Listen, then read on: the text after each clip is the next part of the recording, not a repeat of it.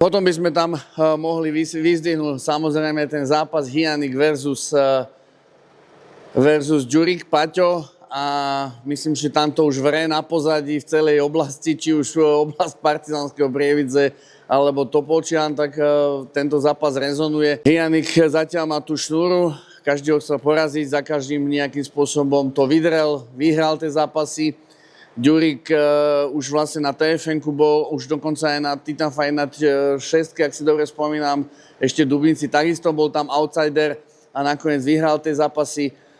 Nehovoriac o tom, že má skúsenosti z Bernakl, takže predpokladám, a nehovoriac o tom, že ešte aj fialový opasok. Zasa na druhej strane Hyanik prekvapil už za každým. Samozrejme, trénujú obidvaja, takže máte sa na čo tešiť. Bude to trošku vyhrotené, ale o tom je ten šport, tá rivalita.